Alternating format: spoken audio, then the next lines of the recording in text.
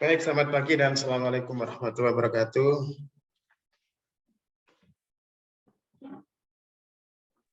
Waalaikumsalam warahmatullahi wabarakatuh.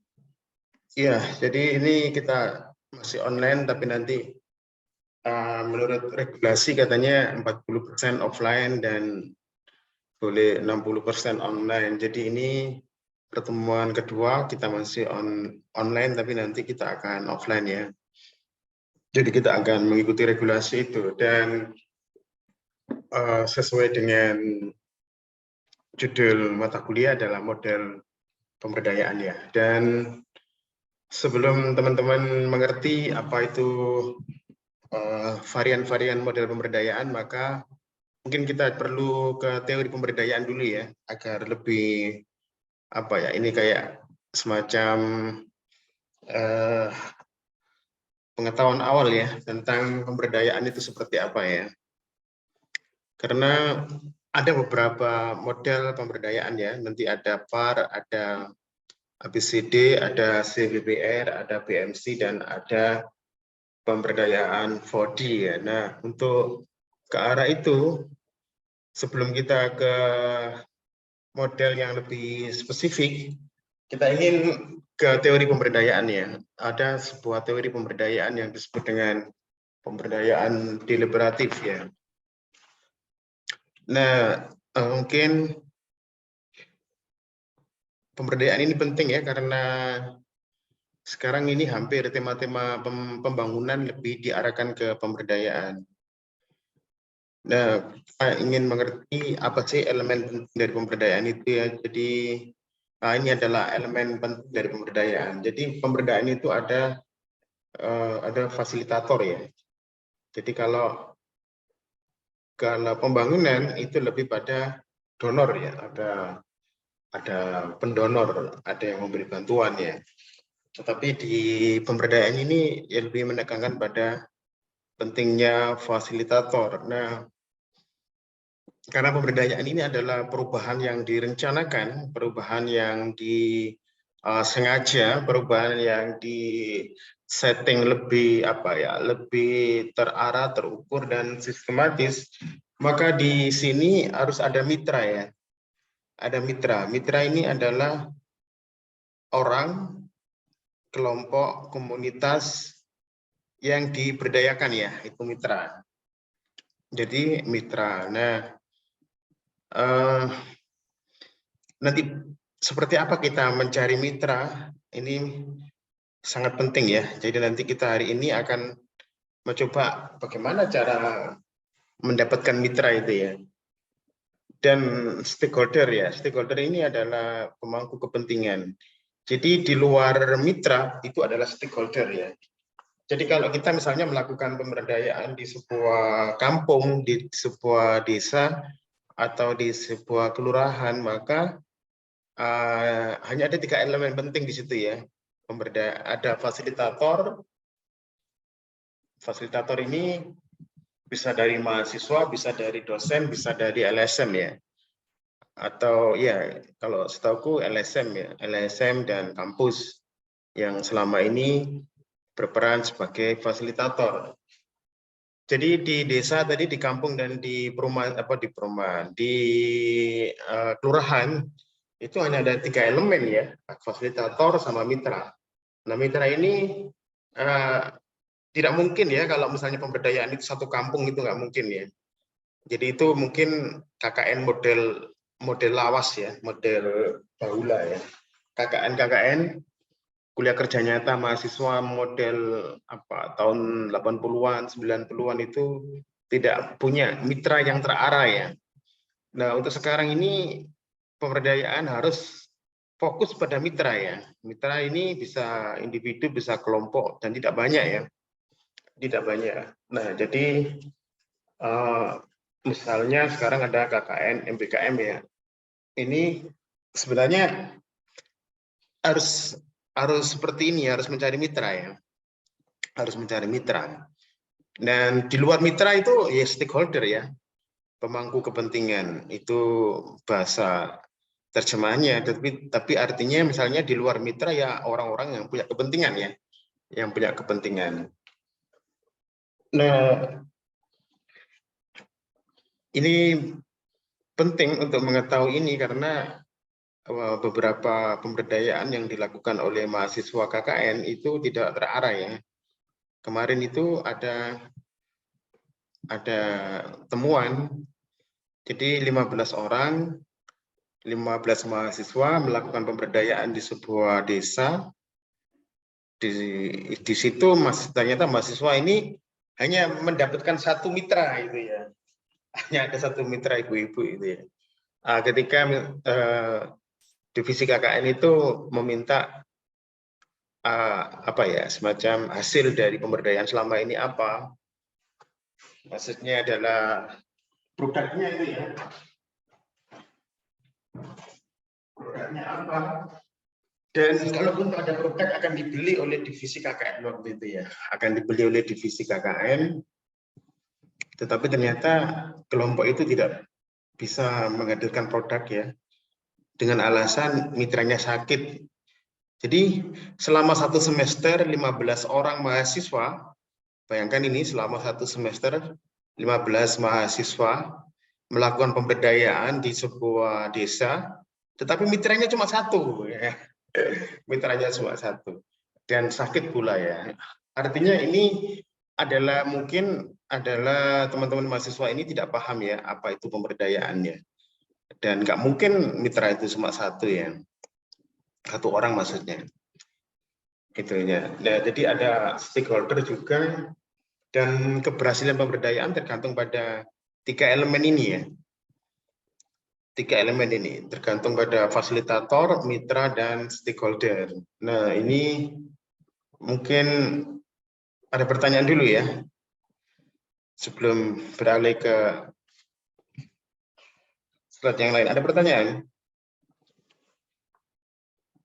Ini seolah sederhana ya, tetapi dalam kenyataannya ya, dalam ada 3.000 mahasiswa melakukan pemberdayaan, tetapi kalau nanti Anda bisa menganalisis ya, menganalisis hasil mereka itu mitra tidak ada, stakeholder tidak ada. Jadi sebenarnya pemberdayaan ini ya Anda fasilitator. Ya ini bagaimana ini? Apakah hal yang sederhana seperti ini nggak dipahami ya? Ada pertanyaannya. Makanya saya juga akan ngecek ke mahasiswa ini apakah paham atau tidak paham atau bagaimana? Bagaimana?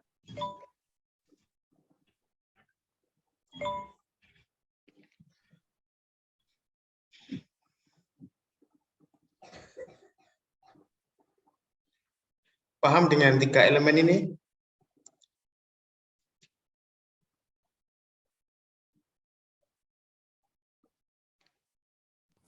Paham, Pak. Anda sudah KKN? Belum, Pak. Oke, belum. Belum, Untung Pak. Anda belum. Iya, kalau sudah KKN tak tanya nanti. Apakah ada mitra, apakah ada stakeholder ya. Jadi ini ada 5.000 mahasiswa tahun berapa? Tahun 2021 ya. Lalu tahun 2022 ini di semester pertama awal tahun itu ada 3.000 mahasiswa, dan sekarang ini ada 2.000 mahasiswa dan sudah diberi pelatihan penlat. Tetapi pada endingnya di nanti akhir Desember itu ya, itu di laporannya nggak ada mitra ya. Di laporannya ini nggak ada mitra, di laporannya itu nggak ada stakeholder. Jadi sebenarnya pemberdayaan yang dilakukan oleh adik-adik mahasiswa itu ini sama dengan mahasiswa tahun 90-an ya, tahun 80-an ya. Jadi datang ke KKN, datang ke desa yang hanya 3 SKS ya, 3 SKS atau 4 SKS itu ya, datang ke desa lalu pendekatan dengan kepala desa. Setelah itu melakukan kegiatan-kegiatan yang lebih umum ya. Ya misalnya ngelesi anak-anak SD, lalu apa ya? Artinya mereka tidak terarah atau tidak fokus ya pada mitra ya. Tidak fokus pada stakeholder. Nah, ini elemen penting. Nah, bagaimana sebenarnya pemberdayaan itu ya? Oke, baik. Ini adalah dari pemberdayaan deliberatif ya. Jadi Hari ini mungkin kita akan fokus di outreach ini ya, penjangkauan ya, outreach. Jadi kita ngomong tentang pemberdayaan itu kalau tidak ngerti outreach itu berarti bukan pemberdayaan. Jadi outreach ini adalah sangat sentral dalam pemberdayaan ya. Kalau dalam bahasa Indonesia adalah penjangkauan ya, outreach itu ya. Dan kalau mungkin kalangan LSM paham ya di beberapa LSM gitu ya. Jadi kalau tahap awal yang dilakukan LSM itu adalah outreach. Nah, seperti apa outreach? Nah, nanti ini saya ingin ya. Jadi tadi kan ternyata teman-teman belum tugasnya kan baru satu ya. Jadi kalau tugas satu ya, mungkin itu tugas. Nah, ada UTS, ada UAS. Nah, kemungkinan kita akan mulai hari ini kita akan mencoba memikirkan UTS dan UAS kita seperti apa. Nah, saya harap ya teman-teman ini biar fokus ya. Nanti tolong didengarkan ya karena kemarin saya sama ya di kelas sosiologi virtual. Saya sudah menjelaskan, ada pertanyaan, nggak ada pertanyaan. Lalu ketika diberi tugas, selang berapa menit WA, apa tadi tugasnya? Nah, saya tidak ingin kelas ini juga seperti itu ya. Jadi kita ingin fokus ya. Jadi teman-teman bisa membuat kelompok ya. Membuat kelompok, kalau bisa kelompoknya yang ini ya, yang sudah jadi, maksudnya sudah benar-benar sudah kelompok alami ya. Misalnya kalau sudah yang di Surabaya, ya bersama yang di Surabaya. Kalau yang masih di kabupatennya, ya bisa di kabupatennya. Artinya kalau yang sudah di Surabaya bisa bersama yang di Surabaya. Tapi kalau yang ada di desa, tolong cari dari kelompok yang dekat ya. Karena kita akan percuma kita ini misalnya ini mata kuliah model pemberdayaan, tapi kalau teman-teman tidak praktik ya ini agak sulit ya. Bayangannya itu nggak punya ya, nggak punya. Nah, saya ingin teman-teman membuat kelompok 3 orang ya, satu kelompok itu 3 orang ya. Apakah ini kalau ini ada 3 kelas, mungkin lebih baik Anda dalam satu kelas ya, dalam satu kelas masing-masing aja karena nanti kemungkinan kita akan presentasi, kemungkinan ya kelas tidak di mungkin kalau online kelasnya bisa seperti ini ya, bisa bersama, tapi kalau offline saya kira harus di kelas masing-masing ya, karena nggak mungkin kita ngajar dalam jumlah yang besar kalau di offline itu ya. Nah, nanti coba membuat kelompok ya dalam satu kelas yang sama ya, dalam satu kelas yang sama, satu kelompok 3 orang, oke, dan kita ingin nanti tiga orang ini dalam satu kelompok ini memikirkan outreach ini ya, mengerti outreach, lalu melaksanakan outreach, lalu ada retreat, melaksanakan retreat, lalu ada partnership, melaksanakan lalu diseminasi, ada monitoring dan evaluasi. Jadi kalau kita ingin mengerti pemberdayaan, inilah sebenarnya adalah proses pemberdayaan itu ya. Ada outreach, ada retreat, ada partnership. Kalau di sini adalah implementasi bahasanya ya. Lalu ada diseminasi. Nah, kalau dalam bahasa yang lebih mudah dipahami, ini adalah penjangkauan ya, outreach itu ya. Penjangkauan. Nah, jadi outreach ini adalah penjangkauan. Outreach ini karena dia bentuk penjangkauan, maka harus face to face ya, harus secara langsung ya. Kecuali misalnya yang Anda berdayakan itu adalah komunitas online ya, maka Anda juga harus melakukan penjangkauan online. Jadi tergantung pada komunitas Anda atau kelompok Anda yang Anda berdayakan ya. Kalau Anda memberdayakan masyarakat desa yang offline ya, dan masyarakat kelurahan yang offline, maka penjangkauannya juga harus offline ya. Tapi kalau Anda ingin memberdayakan misalnya kelompok-kelompok komunitas online, maka penjangkauannya juga harus online. Jadi ini sesuai dengan di mana mitra itu, di mana calon mitra itu ya, di mana calon yang diberdayakan itu. Apakah online, apakah offline, maka outreach-nya, penjangkauannya juga harus menyesuaikan. Nah, penjangkauan. Kalau Anda misalnya nanti kerja di LSM, pasti kalau dalam pemberdayaan, kerja Anda yang pertama adalah outreach, penjangkauan tiap hari ya. Penjangkauan tiap hari, lalu melaporkan hasilnya kemana saja. Hari ini bertemu dengan siapa saja, lalu apa yang ditanyakan, lalu jawabnya apa, itulah outreach ya. Jadi outreach ini lebih apa ya? Lebih melakukan observasi ya. Dan sentranya ini di outreach ya. Seperti ini ya kalau gambarannya itu ya. Nah, ini adalah outreach penjangkauannya. Ada tahapan-tahapan dalam penjangkauan. Seringkali kalau kita misalnya KKN ya, kuliah kerja nyata misalnya, itu kalau kita sudah menentukan desa ya, kelurahan itu, kita ini sangat terpaku pada ini ya, pada Pak Lurah, terpaku pada aparat ya, perangkat desa, perangkat kelurahan, terpaku pada balai desa. Ya, ini kesalahan utama ya. Kesalahan utama.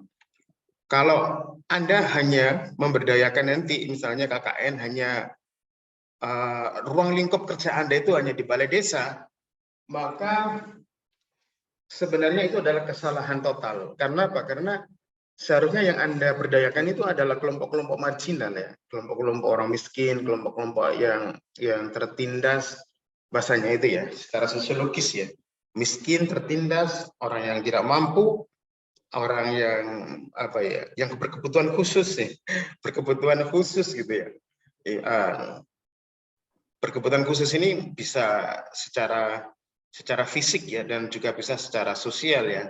Nah, bagaimana Anda bisa mendapatkan orang-orang yang marginal, orang-orang yang apa ya, orang-orang yang miskin itu di balai desa? Itu nggak mungkin gitu ya.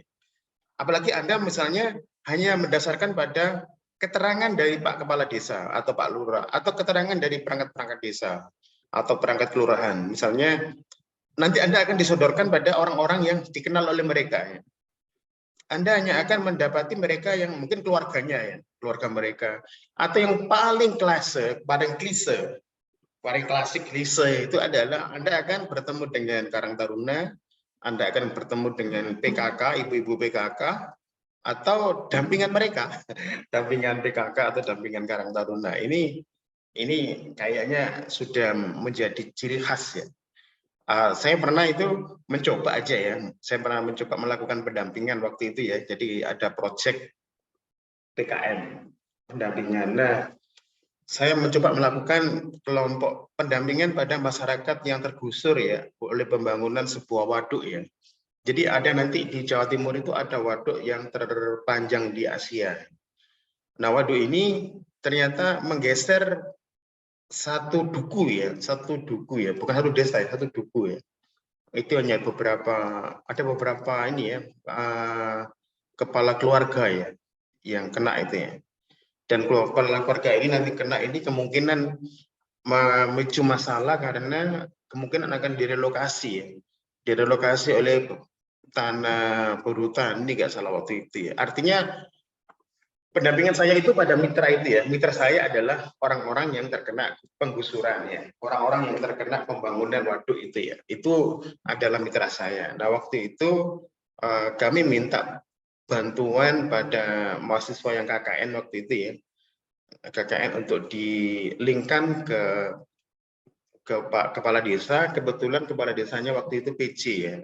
Kepala Desanya sudah almarhum nggak salah mungkin, atau sudah berapa periode. Artinya ini PJ. Nah, waktu itu kami ingin melakukan FGD ya, melakukan FGD dengan mitra tadi ya. Nah, kelemahan kami karena saya ingin mencoba saja waktu itu, hanya ingin mencoba saja. Kalau secara teoritis saya harus ketemu dengan mereka sebenarnya ya, yang ketemu dengan yang terkena gusur, lalu kami akan mengajak bicara, lalu kami akan mengundang kan gitu ya. Nah, waktu itu kami ingin sengaja minta tolong pada mahasiswa KKN, lalu mahasiswa KKN itu berunding pada kepala desa yang PJ tadi itu, pejabat sementara ya. Nah, itu akhirnya kami buatkan undangan ya, kami buatkan undangan, untuk melakukan FGD di Balai Desa. Nah, waktu hari khas kami datang itu agak menjelang maghrib ya, sampai sana maghrib, dan memang acaranya itu adalah setelah maghrib ya. Iya, kami tunggu sampai lama itu kok nggak datang-datang ini ya. Yang maksudnya kalau misalnya orang yang berkepentingan pasti akan datang lebih cepat ya, istilahnya tepat waktu. Misalnya kalau diundang jam 6 misalnya dia akan datang. Nah, saya tunggu-tunggu agak mungkin sampai jam 7 itu ya. Yang datang hanya sedikit itu ya, hanya sedikit. Nah, setelah itu puncaknya agak-agak malam baru datang ya. Nah, seperti yang saya duga ya, ternyata yang diundang itu oleh Pak Kepala Desa itu bukan mitra yang kami inginkan. Yang diundang itu ya Karang Taruna, lalu PKK, ibu-ibu PKK, lalu binaan mereka. Artinya yang diundang itu adalah perangkat-perangkatnya saja ya. Yang selama ini mereka ke Balai Desa. Nah, jadi ini adalah contoh-contoh yang jelek ya tentang pemberdayaan. Memang kita seharusnya tidak langsung minta bantuan ya pada perangkat desa, tidak, tapi kita harus sendiri ya. Harusnya saya dan tim ini, PKM ini harus menemui mereka, mengajak bicara mereka, mungkin beberapa kali harus ketemu. Kita harus melakukan outreach dulu. Jadi sebelum kita mengundang FGD itu harus penjangkauan dulu, outreach dulu. Harus bertemu satu persatu, mendatangi mereka. Di mana mereka yang kita datangi ya di kebiasaan mereka. Misalnya kalau yang di rumah misalnya ya kita akan ngobrol di rumahnya. Kalau terbiasa mereka bekerja di sawah ya kita akan bertemu di sawah. Kalau mereka penjual misalnya warung kopi atau penjual warung nasi, maka kita akan ada di situ, di tempatnya mereka itu. Nah, kita akan ngobrol di situ. Itu namanya seharusnya penjangkauan dulu ya. Tapi karena kami tidak melakukan penjangkauan dan pasrah saja pada kepala desa, akhirnya yang datang itu bukan mitra ya. Yang datang itu bukan mitra. Jadi ketika yang datang itu bukan mitra, lalu kita ajak. Waktu itu saya menggunakan model pemberdayaan BMC ya, Business Model Canvas ya. Business Model Canvas ini cocok untuk ini ya, untuk model pemberdayaan kewirausahaannya. Nah, ketika kita ajak ya PMC ya mungkin kurang serius ya karena memang bukan berkepentingan ya. Karena pertanyaannya itu adalah ketika waduk itu selesai dibangun dan waduk ini menjadi destinasi wisata itu ya, kemungkinan besarnya karena luasnya itu, kira-kira usaha apa yang mau usaha apa yang diinginkan gitu ya. Jadi itu BMC-nya seperti itu. Nah, karena yang diundang ini bukan mitra yang istilahnya ya punya kepentingan secara langsung, maka jalannya FGD ya tidak begitu bagus ya. Jadi seperti kayak asal-asalan dan mungkin cuma sekedar formalitas ya. Ketika mereka kita bagi menjadi 3 itu ya, 3 kelompok itu ya mereka melakukan, tentu melakukan, tapi sebenarnya yang dilakukan ini kurang begitu fokus. Misalnya, oh nanti kami akan membuat homestay, ada yang membuat homestay. Oh kami akan membuat kuliner, ada yang kuliner.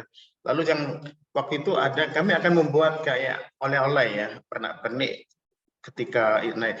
Walaupun FGD-nya ya hasilnya ya bagus ya ada 3 itu, tapi sebenarnya ini dilakukan oleh mereka-mereka yang bukan mitra sebenarnya, mereka bukan mitra ya. Mereka bukan mitra. Nah, saya kemarin ketemu juga dengan ketua DPRD ya. Kebetulan ketemunya itu di ini ya, tidak sengaja ya. Waktu itu kami akan melakukan pemberdayaan di sebuah kabupaten, di sebuah desa waktu itu ya. Ingin membangun desa wisata. Ya, saya tidak ngomong desanya ya. Kami ingin membangun desa wisata. Nah, desa wisata ini kami akan membangun rumah budaya. Sebagai pusat wisata desa itu adalah rumah budaya. Karena kentalnya desa ini dengan budaya, maka kami akan membangun rumah budaya. Waktu kita menentukan lokasi rumah budaya yang akan dibangun, itu kami ketemu dengan ketua DPRD. Nah, ternyata ketua DPRD ini aktivis LSM ya. Jadi bahkan dia menjadi anggota DPR itu karena keberhasilan dia sebagai LSM. Jadi ceritanya itu, Bapak ini sudah lama bergabung dengan LSM, kalau nggak salah 15 tahun ya, di LSM itu ya. Sehingga, jelas Bapak ini punya frame-nya jelas pemberdayaan, bukan pembangunan. Karena betul-betul Bapak ini ngerti tentang pemberdayaannya. Nah, keberhasilan beliau itu karena pemberdayaan. Suatu saat itu di daerah itu diterjang banjir ya, banjir bandang atau banjir apa waktu itu, dan masyarakat betul-betul memerlukan bantuan ya waktu itu ya. Nah, yang Bapak ini melakukan betul-betul pemberdayaan, mulai dari ketika terjang banjir itu sampai apa ya, waktu di fase banjir sampai ke pasca banjir ya.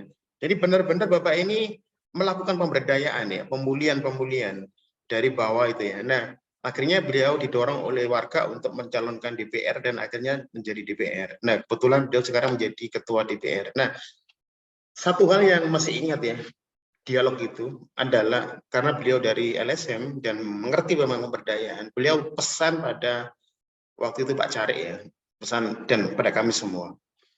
Ini pemberdayaan, tolong jangan selalu balai desa sentris gitu, balai desa sentris. Karena apa? Pemberdayaan itu adalah harus menjangkau semuanya. Misalnya di desa ini ada 5 duku. Nah, 5 duku ini harus dilibatkan dari awal. Jadi sebenarnya musyawarah desa itu harus melibatkan elemen-elemen desa dari awal. Misalnya duku ini, duku ini. Nah, tapi kalau misalnya musyawarah desa tentang desa wisata itu hanya musyawarah-musyawarah biasa, misalnya hanya perangkat desa dan beberapa elemen, misalnya tokoh masyarakat, tokoh agama, lalu tokoh perempuan. Ya, biasanya seperti itu kalau di desa ya, yang musyawarah desa itu. Nah, itu tidak akan tidak akan membuat pemberdayaan itu sukses. Karena apa? Karena masyarakat tidak pernah dilibatkan, terutama mereka-mereka yang marginal. Jadi pesan dari ketua DPRD itu, tolong didekati kelompok-kelompok yang ada di masyarakat. Nah, tolong dilibatkan mereka. Nah, jadi itu inti dari pemberdayaannya. Tidak seperti yang dibayangkan sekarang, seperti ada di mahasiswa KKN yang mungkin hari ini juga mereka lagi tahap inkulturasi ya, sama observasi ya. Nah, jadi outreach ini, penjangkauan ini harus dimulai dari inkulturasi ya, dan observasi. Apa sih, mungkin mahasiswa sosiologi pasti paham ya inkulturasi ya. Jadi kalau kita misalnya melakukan penelitian atau pemberdayaan selalu diikuti dengan inkulturasi, adalah silaturahmi ya, silaturahmi ke masyarakat, memperkenalkan diri ya. Misalnya kami dari mahasiswa sosiologi ingin melakukan penelitian, kami mahasiswa sosiologi ingin melakukan pemberdayaan. Nah, ini harus ada inkulturasi. Inkulturasi ini tidak boleh hanya sekedar ini ya, perwakilan misalnya cukup ke kepala desa atau perangkatnya, enggak. Namanya inkulturasi ini harus semuanya ya, harus ke elemen-elemen ya, yang ke ibu-ibu, kalau dia bekerja di sawah ya ke mereka, kalau mereka bekerja di mana. Jadi kita menemui mereka lalu memperkenalkan diri ya, agar tidak miskomunikasi ya. Nah, jadi infiltrasi ini bisa memakan waktu berapa hari ya, bisa 1 minggu, ya tergantung kemampuan kita ya, inkulturasi ini. Nah, sambil inkulturasi ini kita harus melakukan observasi ya. Nah, inilah observasi. Jadi elemen outreach penjangkauan ini adalah inkulturasi dan observasi. Observasi, jadi kita sambil berkenalan, sambil memperkenalkan diri, sambil melihat ya, dengan mata kita, dengan panca indera ya. Ini mengumpulkan informasi melalui observasi.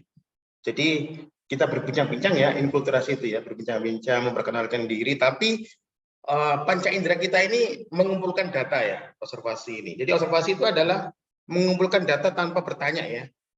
Jadi Anda tidak wawancara, sebenarnya observasi ya.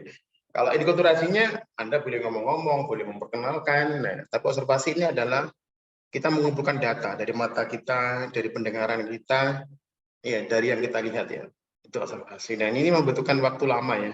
Kalau dalam penjangkauan itu, kalau KKN misalnya mungkin bisa 1 minggu, bisa 2 minggu ya di sini ya. Nah, observasi. Ada yang bertanya? Biar tidak satu arah. Ada yang bertanya?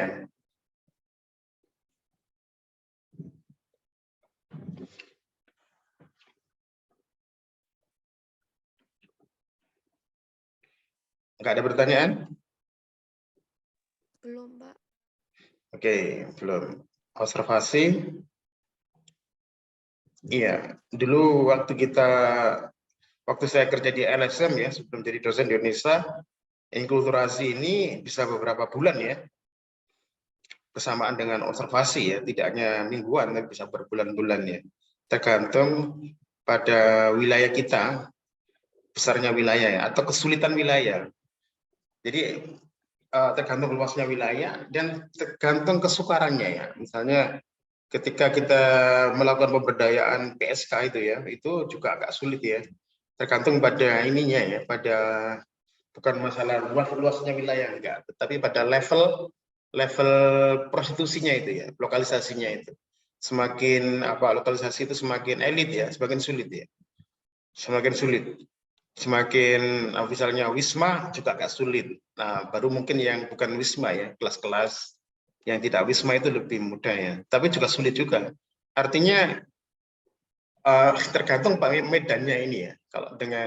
Kalau kita misalnya ingin memberdayakan PSK mungkin agak sulit ya. Atau anak jalanan juga sama ya. Kalau kita memberdayakan anak jalanan, inkulturasinya juga agak lama ya. Memperkenalkan dirinya agak lama karena mereka adalah masyarakat subculture ya, yang mungkin mencurigai ya. Ini kok tiba-tiba ada orang baik ini, kenapa ini? Jadi orang dianggap orang baik ya. Itu akan dicurigai ya. Apa motifnya ini kan gitu. Karena dalam pemberdayaan itu yang paling ada kecurigaannya. Dan kenapa masyarakat curiga? Karena memang karena selama ini mungkin mereka hanya menjadi objek ya. Menjadi objek pembangunan, menjadi objek pemberdayaan gitu ya. Disapa cuma sebentar lalu ditinggal pergi gitu ya.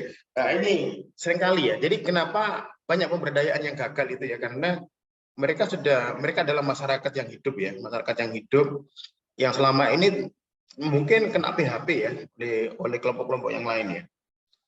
Misalnya nanti ada teman-teman ini misalnya KKN, nanti mereka akan menanggapinya biasa KKN misalnya. Nah, mungkin seperti yang kemarin itu datang memperkenalkan diri, lalu ada sosialisasi di balik desa, setelah itu pergi. Jadi seringkali ya, misalnya kami ya dari waktu itu kami dari divisi KKN gitu ya, memperkenalkan mereka ke di kecamatan, di balai desa itu kami juga agak ragu juga ya, karena kalau kita nanti ngomongnya muluk-muluk, ternyata yang dilakukan itu tidak muluk-muluk misalnya kan gitu. Artinya masyarakat ini sudah kritis sekarang gitu masyarakat. Kalau Anda misalnya datang ke masyarakat, ke komunitas misalnya tadi saya sebut anak jalanan ya, itu belum tentu mereka akan menerima Anda. Karena mereka sudah mengerti, jangan-jangan ya ada kata-kata jangan-jangan ini hanya proyek gitu ya. Termasuk juga masyarakat perkotaan dan juga masyarakat pedesaan. Mungkin masyarakat perkotaan lebih kritis, misalnya Anda ditanyakan, Anda dari mana dan tujuannya apa gitu ya misalnya. Tapi kalau masyarakat desa juga kritis, tapi kritisnya tidak bertanya, bagaimana Anda diabaikan gitu ya. Jadi sama-sama kritis tapi berbeda actionnya ya. Kalau masyarakat pedesaan, Anda datang, Anda disapa dengan ramai ya. Tetapi ketika Anda diajak kegiatan atau Anda mengajak kegiatan, mereka mungkin ragu ya. Mungkin mengabaikan ajakan Anda gitu. Kalau di masyarakat pedesaan ya. Tapi kalau masyarakat perkotaan mungkin lebih kritis ya. Apa tujuan Anda? Apa manfaatnya bagi kami? Nah, itu mungkin ada pertanyaan-pertanyaan itu. Nah, karena mereka selama ini di PHP ya oleh kelompok-kelompok yang lain ya. Oleh kelompok-kelompok yang melakukan pemberdayaan tetapi dia tidak menggunakan teori ya, dan dia tidak menggunakan model pemberdayaan. Yakinlah kalau ada KKN, ada apapun pemberdayaan yang tidak menggunakan teori dan tidak menggunakan model pemberdayaan, itu akan membuat masyarakat pesimis ya, karena pasti akan meninggalkan masyarakat itu, karena hanya akan meninggalkan hanya akan menjadikan masyarakat itu sebagai objek ya. Tapi kalau pemberdayaan dengan teori, dengan model-model pemberdayaan yang sudah diterapkan, pasti membuat masyarakat itu senang, walaupun hasilnya itu tidak maksimal. Tapi karena masyarakat itu akan menilai bahwa pemberdayaan ini agak sulit ya. Karena dilibatkan dari awal ya, dari inkulturasi, dari observasi aja diajak. Jadi observasi ini juga harus mengajak ya, mengajak mitra, calon mitra ya. Mengajak calon mitra, mengajak calon stakeholder itu ya. Jadi inkulturasi ini adalah Anda memperkenalkan diri, lalu sambil lirik-lirik kanan kiri, oh ini kayaknya bisa diajak ini ya, ini bisa, ini calon mitra yang bisa diajak, ini adalah stakeholder yang bisa diajak. Nah dari sini sebenarnya Anda sudah punya istilahnya calon-calon mitra, calon-calon stakeholder ya, dan Anda bisa mengajak, Pak, apakah bisa kita, apa bisa kita Pak ini misalnya mengantarkan saya ke ini ya. Jadi harus ada gitu ya, nggak diantar nggak apa-apa ya. Tolong bisa nggak saya diantar untuk misalnya inkulturasi ke tokoh agama, bisa nggak saya diajak untuk misalnya inkulturasi ke tokoh perempuannya. Jadi di sini idealnya tidak sendirian ya, sudah mulai mengajak calon mitra dan calon stakeholder. Nah, apalagi pemetaan. Jadi outreach ini juga pemetaan wilayah ya, transek ya, ada pemetaan wilayah. Dalam outreach ini, nah, nanti saya ingin kelompok Anda ini melakukan pemetaan. Makanya nanti, misalnya kalau Anda yang sudah terlanjur di Surabaya, itu silakan nanti Anda melakukan outreach ya, di pilihan mana, apakah ke Tintang atau ke Wonokromo, pilih satuan RT atau RW terserah ya, boleh RT boleh RW ya, tidak harus kelurahan. Tapi kalau Anda mau kelurahan juga nggak apa-apa ya. Jadi nanti ini setelah ini Anda melakukan ya, makanya Anda harus perhatian pada ini ya, pada materi ini ya. Jadi tugasnya Anda adalah melakukan outreach sampai Anda paham betul outreach, sampai Anda bisa. Saya nggak akan melangkah lebih lanjut kalau outreach tidak bisa ya. Jadi nanti kelompok itu menentukan wilayahnya. Misalnya kalau masih di Gresik misalnya, saya masih di Gresik, ya silakan Anda berkolaborasi dengan Mas sesama di Gresik sana, lalu tentukan desanya misalnya terserah, misalnya Manyar Sidomukti misalnya, atau Banyuwangi kalau Anda di Manyar ya, atau Karangrejo misalnya desa. Kalau di desa, tolong Anda desa saja ya, atau duku boleh, mau duku mau desa. Tapi kalau di kota nanti Surabaya Anda boleh RW, ya boleh kelurahan kalau mampu ya. Jadi ini tolong diperhatikan karena saya ingin Anda melakukan outreach ya.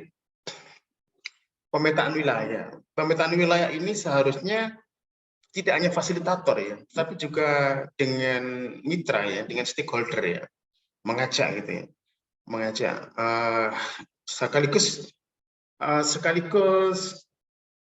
melatih ya, mentransfer pengalaman bahwa pentingnya masyarakat desa itu juga melakukan pemetaan wilayah. Jadi membuat tabel-tabel gitu misalnya, membuat tabel pemetaan. Hari ini pemetaan apa? Bisa pemetaan misalnya geografi ya, geografi misalnya pemukimannya ini, terus baru ke desa, ke sawah, kalau di desa ya, ke sawah, lalu ke ladang kalau misalnya ada ladangnya, ke tegalan kalau ada tegalan. Jadi di sini pemetaan ini juga misalnya menggambarkan konstruk tanah ya, dataran tinggi, dataran rendah, dipetakan semua pemetaan ini. Lalu misalnya di mana pertaniannya, di mana misalnya perkebunannya, di mana tambaknya. Misalnya tadi Anda di Manyar Sidomukti ya, di Banyuwangi misalnya, Anda akan banyak menggambarkan tentang ini ya, tentang tambak ya. Tambak lalu pohon, lalu hutan mangrove ya. Ini adalah hutan mangrove di sini, tambak-tambaknya di sini. Lalu ada sungai ya, sungai juga sama dipetakan sungai ya. Sungai lalu dipetakan semua, jembatannya ada berapa, dipetakan jembatan yang baik, yang seperti apa, yang tidak layak, seperti apa, pemetaan wilayah, geografis, lalu tadi itu misalnya sampai ke pemetaan peternakan ya misalnya, atau di desa itu, kalau di desa, di mana yang peternak sapi, di mana yang punya ternak kambing, di mana yang punya ternak ayam ya, ayam. Jadi di sini pemetaan wilayah ini benar-benar seperti peta ya, kita punya benar-benar punya peta, tapi tidak hanya sekedar peta, disitulah ada misalnya jumlah musola misalnya. Desa ini punya 10 musola, satu ada di RT 1, 2 di RW 3. Nah, harus ada itu seperti itu. Lalu masjidnya ada berapa? Masjidnya. Lalu sekolah SD-nya ada berapa? Sekolah SMP ada enggak misalnya? Lalu misalnya pusat-pusat misalnya ini lebih ke fisiknya dulu ya, misalnya sekolahan, tempat ngaji, tempat TPA, tempat apa? Tempat cangkruan misalnya, warung kopinya di mana? Biasanya mereka cangkruannya di mana? Jadi ini benar-benar pemetaan wilayah yang benar-benar ya. Ya, benar-benar lengkap ya. Dan kalau Anda nanti KKN, kalau Anda nanti pemberdayaan, Anda sudah harus melibatkan calon mitra ya. Anda harus melibatkan calon stakeholder untuk pemetaan wilayah ini. Anda harus mengajari ya, cara membuat tabel-tabel, kan gitu ya. Nah, jadi ini benar-benar lengkap ya. Ini pemetaan wilayah. Jadi nanti setelah membuat kelompok, Anda harus dan menentukan wilayah, Anda harus melakukan pemetaan wilayah ya. Ini penting ya teman-teman ya. Kalau Anda tidak melakukan akan kesulitan ya punya abstraksi ya. Saya tidak ingin seperti mahasiswa KKN ya yang sudah dilatih, tetapi dalam praktiknya saya lihat di laporan akhirnya ya, dan kami memang saya tugasnya adalah melihat laporan akhir, itu nggak ada sama sekali ya, nggak ada pemetaan wilayah, ya. Nggak ada hasilnya ya, nggak ada hasilnya pemetaan wilayahnya seperti apa. Ya silakan, Nuria mau tanya. Halo Nuria. Oh iya Pak, berarti ya izin masuk nih Pak buat Iya. bertanya. Berarti setelah kita melakukan observasi di tahap pemetaan wilayah ini, sudah mulai pembagian tugas dari masing-masing gitu Pak? Pembagian tugas, iya boleh. Misalnya kelompok Anda nanti 3 itu ya, itu nanti bisa ini menyisir wilayah. Ada yang di utara. Kalau misalnya nanti Anda misalnya bisa bagi ya, misalnya desa atau kelurahan itu menjadi kayak semacam ini ya, kayak Anda membuat, misalnya gini, kalau saya dulu pemetaan Surabaya itu saya bagi antara Surabaya Utara, Surabaya Selatan, lalu Surabaya Timur sama Surabaya Barat seperti itu.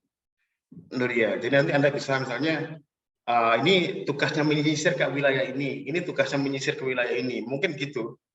Mungkin lebih apa ya? Lebih praktis ya pembagian tugas ya. Misalnya menyisir. Karena pemetaan wilayah ini lebih pada istilahnya ingin mengetahui sejengkal demi sejengkal ya. Apa di sejengkal tanah itu ya? Nah, itu pemukiman, ini peternakan, ini misalnya. Jadi sampai tahu, ini ada yang menanam sayur di sini, ada yang menanam padi di sini, ada yang menanam toga di sini, itu sampai benar-benar apa ya, detail ya itu Nuria ya. Pemetaan wilayah. Sebenarnya pemetaan wilayah ini kalau dilakukan mahasiswa KKN itu sangat berguna untuk bukan kepala desa, ya, untuk warga desa ya. Sehingga KKN itu banyak membantu masyarakat. Dan akhirnya nanti masyarakat itu punya apa ya, semacam bagus KKN ini ya, misalnya KKN Indonesia ini bagus ya, dia bisa menghasilkan pemetaan wilayah gitu ya, sehingga nanti dengan pemetaan wilayah ini nanti akan bisa memperbarui banyak hal ya, peta desa akan diperbarui karena apa, nanti perangkat desa akan terkejut, loh ternyata peta desa yang sudah tak buat tahun 80 sekarang sudah berbeda dengan sekarang kan gitu ya. Jadi itu. Jadi pertanyaan dia tadi bisa dibagi berdasarkan arah mata angin tadi itu, pembagian blok-blok kan tadi itu. Karena ini memang benar-benar detail ya. Misalnya tadi di desanya itu harus dipetakan musola tadi ya. Lalu tempat cangkruan, warkopnya ada berapa, ada toko apa di situ misalnya. Lalu ada penjual apa di situ, misalnya penjual bensin atau pertalit misalnya. Di mana letak-letaknya di mana? Ada yang jualan misalnya jualan peyek. Jualan peyek itu di mana? Oh di RT 1 ada jual peyek. Nanti ketemu dengan yang lain. Oh di RT 5 juga ada jual peyek itu. Nah, karena kita nggak tahu nanti programnya apa gitu ya, Nuria. Jadi pemetaan ini adalah ingin melihat secara global karena kita belum tahu nanti pemberdayaannya apa. Nah, misalnya ditemukan banyak penjual peyek misalnya, di RT 1 ada, di RT ini ada. Nah, kemungkinan nanti pemberdayaannya itu pada penjual peyek tadi itu, kan itu ya. Jadi ini data yang lengkap untuk melihat nanti pemberdayaannya itu kemana gitu ya misalnya. Nah, misalnya di situ ada toga. Oh berarti desa ini banyak menanam toga misalnya. Oh kita nanti pemberdayaannya di sini saja. Nah seperti itu Nurian. Bagaimana Nurian? Bisa dipahami, Pak. Terima kasih, Pak. Oke, sama-sama. Pemetaan wilayah. Jadi nanti Anda harus membuat kayak semacam tabel gitu ya. Lalu misalnya kalau wilayahnya berbukit-bukit, ya, gambarkan berbukit-bukit ya. Dan mengajak masyarakat atau mitra atau calon stakeholder itu menggambar ya. Gitu. Sehingga nanti mereka mengerti ya. Untuk ternyata ini ya. Jadi benar-benar terpetakan wilayah itu. Di mana yang ternak lele misalnya. Oh, ada yang ternak lele pakai apa? Pakai terpal itu di sini misalnya. Ada yang buat abon lele di sini. Ada yang buat jadi terpetakan semua itu. Bahkan kambing itu terpetakan. Di RT 1 ada yang punya kambing. Ini terpetakan misalnya nomor rumah ini punya 5 kambing. Nah, terus yang sana misalnya nomor 10 punya 3. Terus jadi nanti akhirnya terpetakan. Nah, nanti teman-teman ini akan bermanfaat bagi desa. Jadi nanti warga desa dan pemerintahan desa itu tidak lagi mengatakan Anda ini hanya memanfaatkan mereka, karena benar-benar Anda menyetok data. Kalau Anda lihat nanti di BPS ya, BPS data desa ya, itu banyak sekali nggak lengkap itu ya. Misalnya tadi kapan diperbarui? Kalau ya memang diperbarui, setiap tahun itu diperbarui kan ada BPS misalnya. Desa misalnya, desa Manyarjo misalnya, jumlah kambingnya berapa? Loh, di situ nggak ditulis, kadang-kadang nggak ada. Kadang-kadang cuma ditulis 3, padahal jumlah kambing sudah 50. Bahkan ada 100 sekarang jumlah kambingnya. Peternak sapi dianggap tidak ada gitu ya misalnya. Padahal setelah Anda pemetaan wilayah itu, ada peternak sapi di situ misalnya. Bahkan jumlahnya mungkin ada 100 misalnya nah, di situ. Makanya Anda nanti akan bermanfaat bagi masyarakat. Jadi tidak diremehkan lagi. Anda tidak dipandang sebelah mata. Kehadiran Anda ini benar-benar melengkapi, bisa mengubah peta desa, bisa mengubah data BPS desa, bisa mengubah karena gini ya, saya tuh pernah melakukan FGD waktu itu. Jadi waktu itu kami akan menempatkan KKN itu di sebuah kabupaten X gitu ya. Taruhlah, ini tahun 2017. Lalu waktu itu kami mengumpulkan kepala desa. Kepala desa tak kumpulkan. Misalnya di kecamatan ini terkumpulah 20 kepala desa waktu itu. Ya ada yang diwakili cariknya ya, ada yang kepala desanya sendiri, ada yang ya setelah itu kita FGD. Pertanyaannya sederhana. Pertanyaannya waktu itu kira-kira ada nggak misalnya masyarakat itu yang memiliki usaha misalnya, usaha apa? Misalnya kecil-kecilan gitu. Itu nggak ada yang bisa menjawab itu misalnya. Kita ditanya yang lebih global, apa potensi desa ya? Nggak ada yang bisa menjawab misalnya. Itu kepala desa nggak menjawab misalnya. Ketika diminta, tolong Pak digambarkan nggak peta desanya seperti apa sih? Lalu sumber-sumber potensinya di mana? Itu juga nggak bisa. Dijawab apa? Kami ini baru diangkat jadi kepala desa. Itu jawaban yang paling ini ya. Paling gampang. Kami baru diangkat. Iya, walaupun orang baru diangkat, tapi kan dia lahir di situ kan. Lahir di desa itu. Lahir di sana, besar di situ, masa nggak tahu. Misalnya di RT 4 itu ada yang jualan apa kan seharusnya tahu, rujak misalnya. Berjualan rujak, ada yang berjualan apa sembako, ada yang berjualan itu apa misalnya abon atau apa misalnya. Pemilik warung kopi berapa, lalu rumah makan berapa, lalu ada nggak yang misalnya kelompok-kelompok apa itu. Nah ini nggak dijawab, nggak bisa menjawab itu. Alasannya tadi itu baru diangkat kepala desa. Nah jadi artinya memang kebiasaan adalah mereka tidak punya ini ya, pemahaman tentang pemetaan wilayah. Itu. Oke, baik. Jadi itu tahapan pertama. Nah, tahapan kedua adalah community mapping ya. Ini lebih pada tadi kan lebih ke fisik ya. Tapi ini adalah community mapping, ini lebih kepada kelompok-kelompoknya, orang-orangnya ya. Misalnya tadi Anda memetakan misalnya jumlah musola, jumlah masjid misalnya. Kenapa jumlah masjid? Ada di desa di Bojonegoro itu yang punya banyak masjid ya. Karena terlalu luasnya desa itu ya. Di Napis, di daerah itu di Lingkup Dalem, itu banyak. Artinya masjid itu tidak hanya satu ya, bisa lebih dari 5 masjidnya. Nah, tadi di pemetaan wilayah itu adalah jumlah masjid, jumlah musola, lalu jumlah Nah, di community mapping ini kita melihat di masjid itu siapa saja mereka, maksudnya yang punya otoriti siapa misalnya. Lembaga keagamaan apa gitu ya. Lembaga keagamaan apakah Muhammadiyah, apakah NU, apakah itu LDII, ya kan banyak ya, banyak. Apakah Persis atau yang mana. Nah, itu nanti community mapping ini sudah terpetakan misalnya. Oh, ini yang punya masjid ada 5 masjid. Satu ada dikelola oleh Muhammadiyah, 4 dikelola oleh NU misalnya. Nah, di situ bisa melakukan wawancara.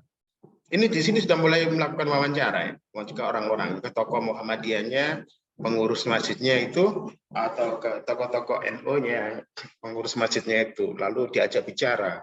Nah, di sini karena Anda kan sudah punya tujuan ya, tujuannya apa, memberdayakan apa gitu ya. Nah, Anda bisa, misalnya minimal gini pertanyaannya, misalnya, Bapak ini kami akan melakukan pemberdayaan pada remaja misalnya. Kalau misalnya remaja di sini ingin melakukan kewirausahaan bisnis itu, apakah komunitas Bapak bersedia misalnya membantu? Kalau pun membantu apa? Nah, jadi itu pertanyaannya ya, membantu apa, bisanya apa? Oh iya, nanti dia jawab, iya kami punya dana untuk itu ya. Jadi untuk Untuk pemberdayaan umat begitu ya. Oh luar biasa, ketemu nanti ya. Kami punya dana untuk pemberdayaan umat. Ada banyak uang dari sedekah, uang dari zakat mal itu bisa kami salurkan di situ misalnya. Nah, jadi di sini nanti akan ngerti bahwa komunitas ini bisa membantu apa itu ngerti misalnya. Lalu misalnya Anda ketemu, oh ini ada, misalnya di situ ada orang-orang yang suka pelihara burung ya, misalnya burung perkutut, burung misalnya nuri, terserah. Nah, ternyata kalau itu ada komunitasnya. Nah, itu bisa bertanya. Nah, berapa jumlah orang yang komunitas ini? Ya, kita tanyain jumlahnya berapa. Lalu kira-kira selama ini aktivitasnya apa saja gitu ya. Oh iya, kami melakukan perlombaan misalnya. Perlombaannya di mana. Nah, artinya di situ ada komunitas. Nah, nanti juga akan memperkenalkan. Nanti kita akan melakukan pemberdayaan. Kira-kira apa yang bisa kalau dalam bahasanya itu Anda harus pakai bahasa-bahasa yang bagus ya. Apa yang bisa disinergikan gitu ya misalnya. Jadi ini Anda harus menggunakan bahasa-bahasa seperti sounding. Sounding kemana ya ini? Sounding kemana? Lalu apa yang bisa disinergikan? Ya, jadi Anda harus di sini yang pemberdayaan ini, fasilitator itu harus punya kemampuan komunikasi yang bagus ya. Lalu punya semacam bahasa yang khas ya di situ ya, misalnya apa yang bisa disinergikan misalnya. Ya, misalnya. Karena tadi misalnya remaja tadi ingin memberdayakan usaha, bisa saja misalnya ada keterkaitan dengan komunitas pecinta burung ini misalnya. Ingin nah di situ nanti kita lihat peluangnya misalnya. Nah, dari diskusi ini ketemu, oh iya sekarang ini lagi marah ya, lagi bagusnya itu adalah misalnya ternak burung apa gitu misalnya. Kalau bisa misalnya remaja itu coba aja untuk menangkar, misalnya kalau misalnya gini, misalnya kalau di Ponorogo gitu, wah lebih baik itu menangkar merak itu misalnya. Wah, ya kami ada merak itu. Di sana ada beberapa ekor, di situ ada beberapa ekor. Nanti bisa kita kita kolaborasi misalnya. Nah, Anda berpikir, oh ya kenapa kok merah ya? Oh ternyata Anda punya file di situ, ternyata oh ini reok ini mau didaftarkan ke UNESCO misalnya. Ternyata ganjalan utamanya reok ini adalah merak ya. Jadi dianggap bahwa tidak punya penangkaran merak. Jadi dianggap ini, oh itu reok itu berarti banyak membantai merak itu. Meraknya siapa yang dibantai? Nah, itu. Jadi ada penolakan UNESCO itu karena ketika ditanya ada enggak komunitas di Ponorogo itu yang punya penangkaran merak gitu ya. Nah, ternyata kok enggak ada. Nah, jadi ada sinergi di situ. Jadi ini namanya blank ya, masih blank dalam arti pemberdayaan itu nggak boleh program itu dibuat di kampus ya, nggak boleh program itu dibuat di atas meja. Karena kita ingin tahu potensi dari komunitas ini seperti apa. Tadi di organisasi keagamaan misalnya yang ke Muhammadiyah tadi apa yang bisa Bapak bantu ya misalnya. Kita petakan. Lalu ke organisasi NU, apa yang Bapak bisa bantu misalnya. Lalu ke komunitas yang lain, misalnya Ar-Rahman misalnya. Oh iya, kami punya bisnis di sini. Kami selama ini mengelola di bidang ini. Nah, itu luar biasa lagi misalnya di Ar-Rahman misalnya.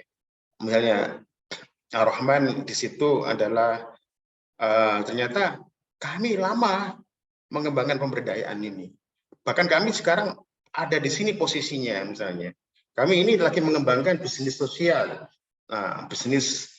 Jadi ketika kan banyak misalnya orang masyarakat yang ini ya, yang mewakafkan, mewakafkan harta bendanya itu ya, baik berupa tanah atau berupa uang itu. Nah, misalnya ada organisasi ini telah mengelola misalnya. Kalau diwakafkan ini kan bisa habis itu kalau nggak dikelola. Maka kami menerapkan di pemberdayaan misalnya bisnis sosial, lalu ada bisnisnya khusus. Bisnis sosial berarti digratiskan, tapi ada yang tidak digratiskan. Nah, akhirnya nanti ketemu di sini kan gitu ya. Ada lembaga-lembaga. Nah, di sini ada Gapoktan misalnya,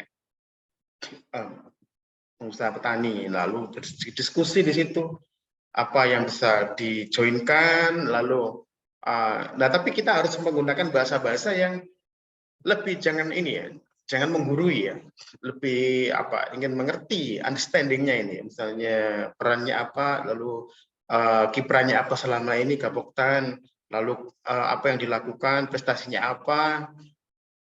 Jadi mengalir, pertanyaan mengalir, kita ingin mengetahui ya, dari kesulitan ataupun juga kemudahan bertani di situ ya.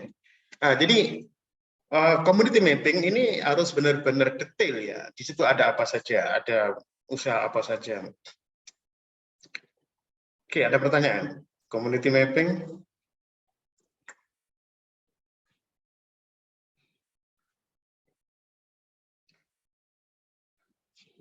Jadi KKN seperti KKN pemberdayaan itu karena tidak melakukan inkulturasi observasi secara maksimal dan tidak melakukan pemetaan wilayah sehingga tidak bermanfaat bagi peta desa, tidak bermanfaat bagi BPS desa, lalu tidak melakukan community mapping sehingga tidak mengerti bahwa di situ ada komunitas dengan pendanaan yang luar biasa, dengan komunitas dengan ide-ide yang brilian. Di situ ada komunitas yang membackup semua apa yang kita lakukan. Nah itu di sini sehingga seperti KKN itu kayak bekerja sendiri gitu ya, seolah-olah bekerja sendiri. Oke, silakan Rahayu. Pertanyaan. Pak. Iya. Kan di community mapping ini kan di sini menemukan mitra-mitra untuk bekerja sama ya Pak dengan program ataupun apa yang ide-ide yang sudah kita temukan gitu. Namun terkadang kan tidak semua mitra itu bisa memudahkan kita ya Pak. Bahkan ada yang menyulitkan kita ataupun tidak mau mengapresiasi ide. Lah, kalau semisal terjadi seperti itu, apa bisa Pak kita tiba-tiba pindah wilayah gitu Pak? Oh, beda wilayah. Maksudnya kita pindah ke desa lain gitu, Pak. Karena Oke. itu mitra-mitra yang eh, memiliki peran penting dan sebenarnya adanya mitra itu sangat membantu karena kayak orang besar gitu loh Pak di daerah tersebut, tapi kontribusinya kepada kita itu kurang Pak, sehingga kita juga tidak bisa melanjutkan misalkan ya Pak, tidak bisa melanjutkan outrack ini gitu Pak. Bagaimana Pak? Oke, baik, Rahayu. Pertanyaan bagus ya. Sebenarnya ketika kita ditolak ya, penolakan itu ada 3 ya, kalau dalam sosiologi itu ya. Ditolak mentah-mentah, oh ada 2 ya, ada 2. Ada ditolak. Ditolak mentah-mentah, lalu ditolak dengan syarat ya. Ditolak mentah-mentah itu jangan di sini pokoknya, keluar dari sini. Tapi kalau ditolak dengan syarat itu, iya, kami menolak Anda. Tapi kalau Anda bisa menjelaskan kami gitu ya, apa tujuan Anda ke sini? Maka, nah, artinya bahwa ketika mereka di mana letak penolakannya itu ya, Nuria ya, apakah mentah-mentah ataukah masih dengan syarat gitu ya. Kalaupun toh dengan syarat pasti bisa masuk itu Nuria ya, kita bisa menjelaskan.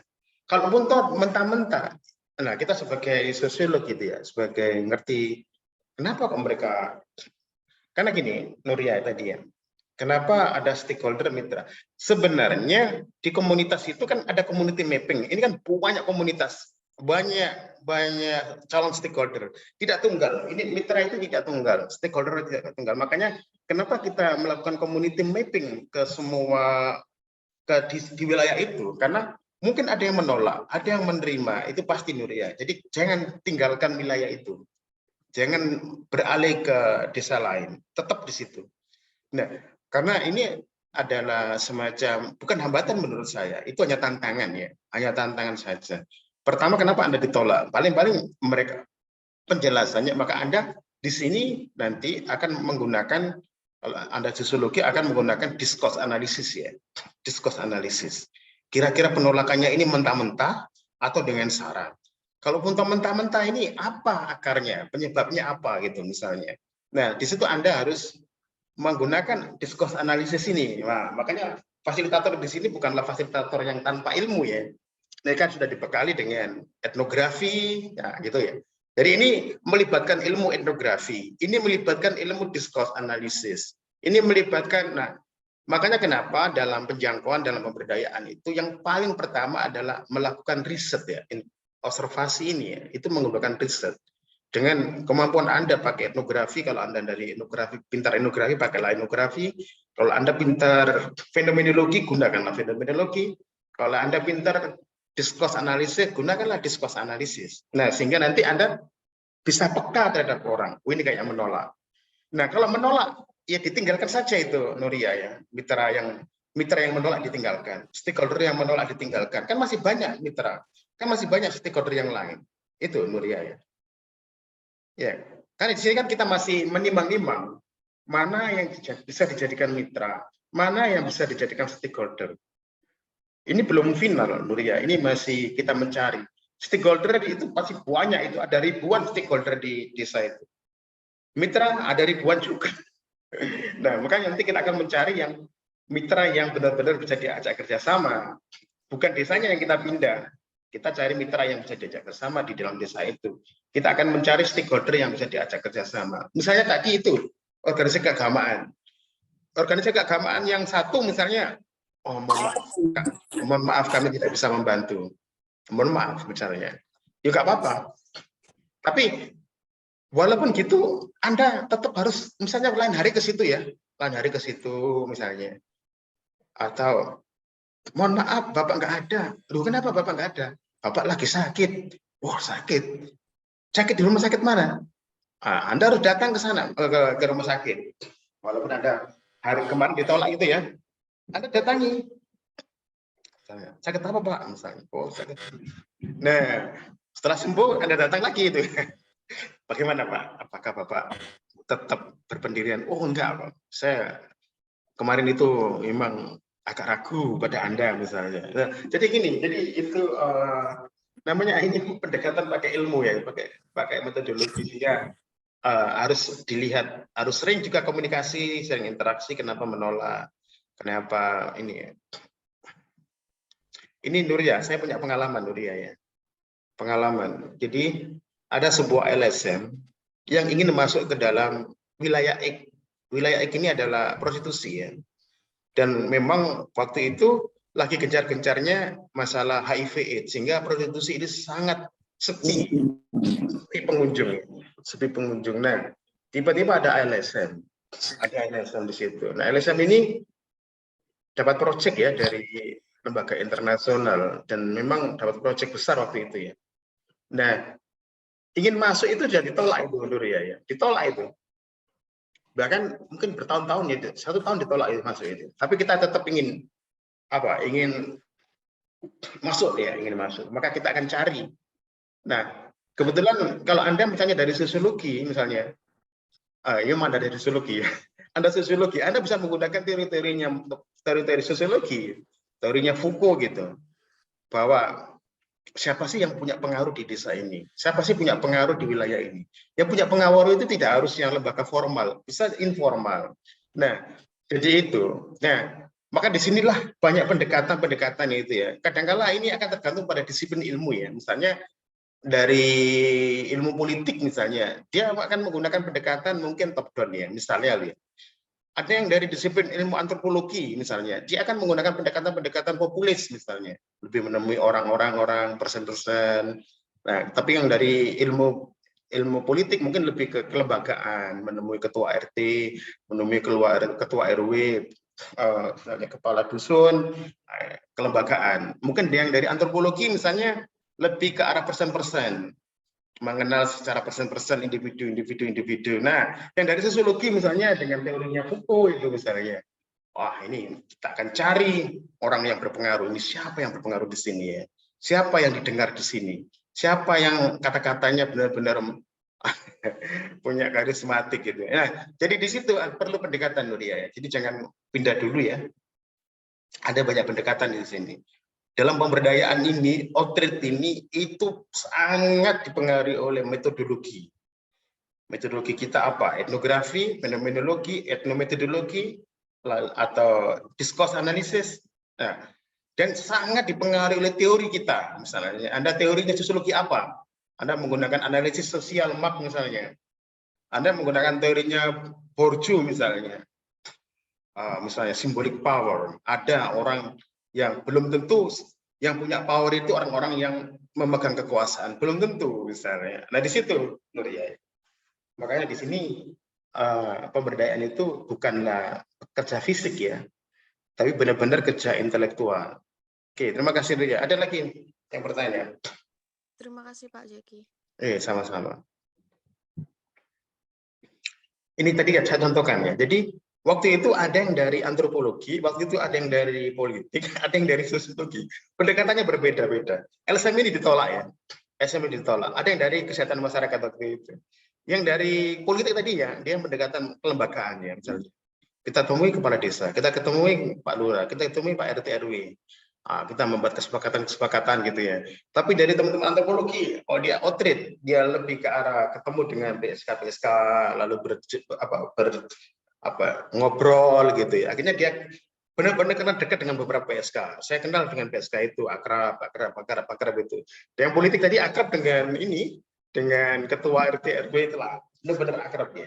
Tapi kalau yang dari antropologi lebih akrab dengan PSK ya misalnya. Yang dari sosiologi ini mencoba untuk melihat kelembagaan misalnya, ini siapa ini yang punya pengaruh ini? Siapa? Akhirnya ketemu waktu itu yang punya pengaruh ternyata BPD. BPD misalnya. Jadi kadang-kala BPD lebih punya pengaruh ya misalnya. Tidak harus kepala desa ya, atau mungkin carinya atau BPD-nya atau mungkin lembaga informal ya. Orang yang punya daya tarik misalnya. Jadi jangan pindah dulu Nuria ya. Jadi harus benar-benar menggunakan semua kapasitas kita ya. Metodologi, teori itu harus benar-benar dipakai. Ya, saya menyebut ini karena memang ini adalah kerja intelektual ya. Pemberdayaan itu adalah kerja intelektual. Penjangkauan ini seperti kualitatif ya. Anda ketika dipelajari kualitatif itu kekuatan itu bukan ada di instrumen ya. Kekuatan itu bukan ada di kuesioner, tapi kekuatan itu ada di diri Anda sendiri, gitu ya. Kalau penelitian kualitatif itu kan instrumennya kan peneliti itu sendiri ya. Oke, ada lagi bertanya? Ya, saya harap Anda ini ya aktif ya. Di community mapping ini akhirnya kita menemukan. Nah, sekarang banyak misalnya KKN itu nggak ngerti ya, misalnya komunitas-komunitas yang membantu itu siapa. Bahkan mungkin di community mapping ini bisa dipetakan ya, orang-orang yang dermawan ya, itu juga dipetakan. Ini ada orang-orang yang dermawan, orang biasanya sering sedekah. Orang yang sering biasanya setiap tahun dia akan membagikan zakat malnya itu. Kenapa? Karena banyak orang kaya yang nggak mengerti cara menyalurkan di mana disalurkan zakatnya, disalurkan sedekahnya itu kadang-kala kebingungan ya, misalnya. Jadi di sini ada pemetaan itu, orang-orang yang sering menyumbang, orang-orang yang yang punya jiwa penyumbangnya itu siapa. Jadi kita punya daftar di situ ya, misalnya di satu desa itu ada nama ini, ada nama ini, nama ini, nama ini ya, sehingga terbentuk komunitas penyumbang. Nah, jadi apalagi nanti kalau Anda nanti menggunakan model pemberdayaan ABCD ya.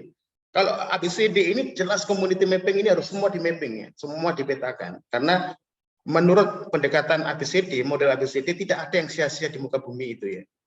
Tidak ada yang sia-sia. Apapun lembaganya, apapun manusianya pasti punya kontribusi. Sekecil apapun pasti punya kontribusi pada program Anda. Nah, apalagi itu ya. Jadi ABCD itu malah berkeyakinan tidak ada orang yang tidak bermanfaat itu ya, misalnya. Bahkan orang yang misalnya gini, ada mitra, ada stakeholder, dia nggak punya apa-apa misalnya, tapi dia punya waktu, dia bisa menerima curhatan kita, dia bisa mendampingi kita, nah itu sudah bermanfaat itu, ya kan? Jadi tidak harus harta, tidak harus uang ya, tidak harus material, tapi dia menerima curhatan kita. Dia bisa mendampingi kita, dia bisa melingkan kita, itu sudah bermanfaat. Ya nanti kamu temui ini ya, atau tak telepon dulu orangnya ya, misalnya. Nah itu ya. Nah, jadi tidak ada orang yang tidak berguna ya. Nah makanya kenapa dalam pemberdayaan misalnya KKN itu kok nggak bisa melakukan apa-apa gitu ya. Berarti kan tidak melakukan ini community mapping. Dia nggak mengerti. Nah itu ya. Padahal dana di situ banyak ya, dana adalah apa juga dana-dana itu banyak. Nah, jadi jangan sampai misalnya nanti jadilah yang kerja yang cerdas ya, misalnya tidak perlu mengeluarkan uang ya misalnya, karena dari pemberdayaan ini adalah mengelola ya energi masyarakat itu ya. Dan itu, jadi di sini akan kelihatan nanti ya, misalnya mitra yang bisa diajak siapa, mitra yang nggak bisa diajak siapa, sama stakeholder yang bisa diajak itu siapa. Sehingga nanti di community mapping ini terlihat ya, misalnya dari banyaknya mitra yang kita temui, mungkin kita sudah menemui 500 mitra, kita sudah menemui 200 stakeholder ini, yang menolak, ya jangan ya kita fokus kepada yang menerima saja. Ya, mitra yang mau, mitra yang menerima, nah di sini akhirnya ketemu ya. Nah, setelah ketemu mitra, setelah ketemu stakeholder, nah baru kita menentukan skala prioritas ya. Program apa itu ya? Program apa? Nah, program apa ini maka misalnya nanti ini ada 10 mitra, lalu kita punya misalnya 5 stakeholder ya. Nah, sudah ditentukan di sini ya. Menentukan skala prioritas ya. Nah, atau literasi keuangan. Nah, kita harus punya ini ya, punya kemampuan ini ya. Kemampuan ini. Jadi program itu nggak boleh dibuat di kampus ya. Program itu nggak boleh dibuat di tempat Anda. Program itu benar-benar harus dibuat oleh mitra dan stakeholder sendiri ya. Program pemberdayaan apa itu ya. Nah, kalau Anda nanti misalnya menemukan 10 mitra, lalu menemukan 5 stakeholder, lalu Anda sudah sepakati, saya memberdayakan mitra ini, dan saya dibantu oleh stakeholder X ini ya, misalnya. Nah, di sini kalau ada 10 mitra, pasti ada 10 program. Bahkan mungkin lebih ya. Satu mitra bisa mengusulkan 3 program misalnya ya. Misalnya. Nah, jadi kira-kira program apa ya untuk pemberdayaan ini? Apakah kewirausahaan?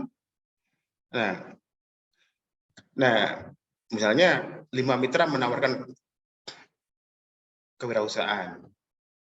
5 mitra lebih menawarkan yang lain gitu misalnya, bukan kewirausahaan misalnya ingin membenahi apa gitu ya, sanitasi misalnya, atau ingin menekan angka stunting misalnya. Nah itu tergantung ya. Nah disinilah maka kita harus melakukan pandai-pandai melakukan FGD ya. Di sini ada FGD penentuan itu ya. Kalau di sini di inkulturasi observasi Anda lebih pada pendekatan-pendekatan kolektif ya, individual misalnya individual Anda mendatangi mereka gitu ya. Lalu pemetaan itu juga sama, wilayah ini Anda mungkin bisa apa ya, dengan calon mitra stakeholder mendatangi wilayah bersama mencatat. Kalau di sini Anda bisa menggunakan sama FGD juga bisa di community mapping ini ya. Nah, kalau di sini adalah FGD sudah menentukan program apa ya ini. Program apa kira-kira? Pemberdayaan ini apa? Mengatasi apa? Nah, di situ nanti ada 10 mitra, pasti ada 10 lebih program. Karena mitra bisa mengusulkan 3, 4 gitu. Stakeholder juga akan mengusulkan. Jadi ada 5 stakeholder. Nah, stakeholder ini akan mengusulkan beda-beda kan gitu ya. Berarti nanti ada sekitar 15 program misalnya. 15 program. Nah, maka disitulah Anda bisa menentukan skala prioritas ya. Skala prioritas ini akan ditentukan oleh data pemetaan Anda ini. Masalah. Jadi masalahnya apa, lalu potensinya apa gitu ya. Nah, jadi nanti data itulah yang akan berbicara ya. Misalnya kita akan mengatasi ini, dan masalah yang paling bisa dikatasi misalnya adalah lihat data pemetaan ini, potensi ini. Potensi di pemetaan wilayah sama mapping ini, potensinya apa itu ya. Nah, artinya mitra ini tidak merasa dikadalin ya, nggak merasa dibohongin. Karena apa? Karena program yang diusulkan mitra mungkin nggak diterima. Tapi karena apa? Karena mereka lebih melihat data ya sendiri. Oh ya, kira-kira mungkin lebih bagus kita menuntaskan stunting misalnya, melihat besaran masalah kan, stunting banyak stunting, lalu banyak istilahnya stakeholder yang membantu untuk kalau masalah stunting, banyak yang dibantu itu ya. Misalnya ada yang bantu nutrisi, ada yang membantu macam-macam seperti itu ya. Nah itu, atau kalau misalnya mereka sepakat tentang kewirausahaan gitu misalnya. Nah, nanti kewirausahaan ini macam-macam. Mitra akan mengusulkan, oh gini aja, ternak lele saja misalnya. Macam-macam. Ada yang ternak lele, oh enggak, jangan ternak lele, ternak kambing saja. Oh, macam-macam, ternak kambing, ternak lele. Nah, itu misalnya. Ada yang abon, oh jangan lele, abon saja. Misalnya, macam-macam itu di situ. Karena di situ ada mitra, ada stakeholder. Nah, fasilitator, ingat ya, fasilitator ini harus punya jiwa besar ya. Tidak boleh menggurui, lalu tidak boleh mendevaluasi usul-usul itu, nggak boleh mengurangi arti. Jadi kayak semacam orang yang punya jiwa besar, mendengar, lalu mengerti mereka misalnya. Tapi namanya fasilitator kan punya kecerdasan ya. Tadi dia menggunakan skala prioritas kan untuk istilahnya mendukung satu usaha, mendukung satu program tertentu itu dengan skala prioritas. Nah sama dengan kewirausahaan ini juga harus memiliki literasi keuangan, nah mengerti literasi keuangan. Jadi mitra itu misalnya tidak ada mengusulkan ternak lele, abon lele, misalnya ternak kambing pun macam-macam, penggemukan, ada yang penggemukan saja misalnya. Enggak, ada yang tidak penggemukan, ada yang mengusulkan ternak sapi, macam-macam, sapi potong, penggemukan, atau apa ya? Apa namanya? Yang regenerasi. Pembibitan bukan regenerasi misalnya. Nah, itu semua harus dihitung dengan keuangan, literasi keuangan. Oke, ada usul abon lele misalnya. Harus dihitung dengan literasi keuangan. Ini harus transparan, mengajak semua menghitung. Mitra diajak, stakeholder diajak menghitung, akhirnya nanti ketemu bahan bakunya ternyata agak sulit misalnya di sini. Karena bahan bakunya nggak sulit, harus mendatangkan dari luar, maka biaya produksi lalu dikurangi biaya penjualan, dikurangi biaya produksi, lalu biaya yang lain akhirnya minus. Loh, otomatis dengan pemetaan wilayah, dengan community mapping ini nanti akan jawabannya bahwa untuk abon lele atau ternak lele tidak begitu pas misalnya. Atau tadi ditemukan ternak lele agak kesulitan di sini masalah keasaman air atau apa misalnya. Jadi pemetaan wilayah berguna sekali. Lalu komunitas mapping juga berguna. Nah, akhirnya menginjak ke sapi misalnya. Sapi pun sama. Nanti kita ada literasi keuangannya. Apakah ini sapi yang apa? Penggemukan atau ini pembibitan misalnya. Itu nanti akan ada jenis sapi apa? Jenis sapi Jawa, jenis sapi Bali, jenis sapi Madura, jenis sapi Australia, nah itu macam-macam itu harus dilihat. Nah itu semua akan dilihat dari pemetaan wilayah dan ini ya. Misalnya ini wilayah ini cocok nggak misalnya dengan suhu ini dengan dataran ini cocok nggak untuk sapi yang apa gitu ya? Sapi yang mana? Lalu misalnya kalau ternak sapi, apakah dimungkinkan nggak misalnya dengan apa ya? Dengan pemetaan wilayah misalnya kira-kira nanti penanaman rumputnya di mana? Kalau selama ini rumput ini apa istilahnya tanah-tanah yang nganggur nggak ada dan tanah-tanah ini dimanfaatkan untuk pertanian misalnya agak kesulitan untuk pemasok untuk apa ya istilahnya untuk menyediakan lahan untuk pakannya itu akhirnya dihitung rugi kan gitu misalnya ternak sapi rugi karena kita akan harus mendatangkan pakan dari luar gitu misalnya. Nah itu akan ketemu semua ya ketemu semua.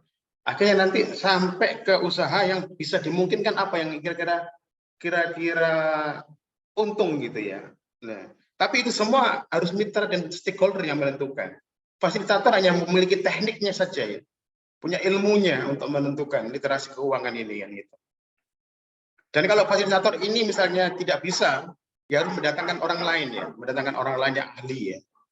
Jadi ini bukanlah harus semua dilakukan fasilitator, tapi fasilitator bisa mengundang ahli gitu ya, mengundang ahli untuk menentukan itu. Oke, baik. Ada pertanyaan? Pak, izin bertanya Pak dari Fatimah Aulia Rahma. Tadi kan kita harus mencari stakeholder dalam KKN untuk pemberdayaan masyarakat. Nah itu apakah itu berbeda dengan yang namanya sponsorship dari kegiatan KKN? Terutama kan anak-anak KKN itu tidak diberikan uang lebih dari universitas ya Pak untuk melakukan pemberdayaan. Nah kalau untuk pemberdayaan yang misal ini kan tadi Pak Jeki menyebutkan bahwa kita harus memanfaatkan energi yang ada di sebuah desa. Bagaimana caranya dikembangkan ke masyarakat gitu. Saya ambil contoh misalkan di sebuah desa itu ada dana bisa dimanfaatkan untuk mengairi perumahan warga, namun orang-orang KKN ini melakukannya. Putus-putus ya, coba. Fatimah ya, silakan Fatimah. Ini tadi putus-putus Fatimah, saya belum bisa menangkap.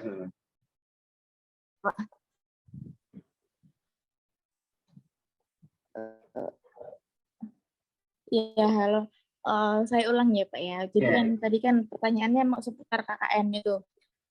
Yang pertama itu stakeholder yang dalam pelaksanaan KKN ini pihak universitas tidak memberikan uang saku yang lebih kepada mahasiswa yang melaksanakan KKN gitu. Terlebih ketika melaksanakan KKN, Pak Jeki tadi mengatakan bahwa pemberdayaan itu bagaimana caranya untuk meminimalisir pengeluaran dengan cara memanfaatkan energi yang ada di sebuah desa tersebut. Jadi sini saya ambil contoh, misalkan ada sebuah danau terbengkalai di sebuah desa atau sungai yang airnya itu sangat bisa dimanfaatkan untuk mengairi perumahan masyarakat, namun ternyata mahasiswa KKN tidak bisa melakukannya. Jadi kan mau nggak mau harus menggandeng stakeholder yang ahli di bidangnya itu.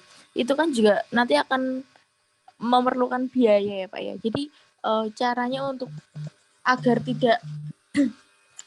tidak memerlukan banyak biaya itu seperti apa Pak? Kalau tidak dengan sponsor. Oh ya, baik. Ya, pertanyaannya Fatimah. Jadi pertanyaan Fatimah ini sudah nanti ya ketika kita ngomong tentang partnership ya, partnership.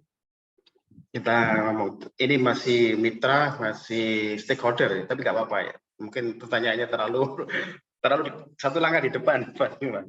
Ya, Jadi sebenarnya KKN itu ya ada yang didanai oleh kampus, ada yang tidak ya. Ini tergantung pada UKT ya. Apakah UKT-nya itu ada apa ya? Ada alokasi untuk KKN, ada yang tidak. Ada di sebuah kampus di UKT-nya ada KKN sehingga bisa bisa dikonversi ke dalam kegiatan KKN. Nah, ada yang nggak tahu apa katanya yang tidak ada di UKT akhirnya tidak dapat. Nah, tapi sebenarnya persoalannya adalah yang paling penting itu adalah partnership ya kalau dalam pemberdayaan itu ya. Misalnya tadi itu ada kampung desa yang masalah air ya.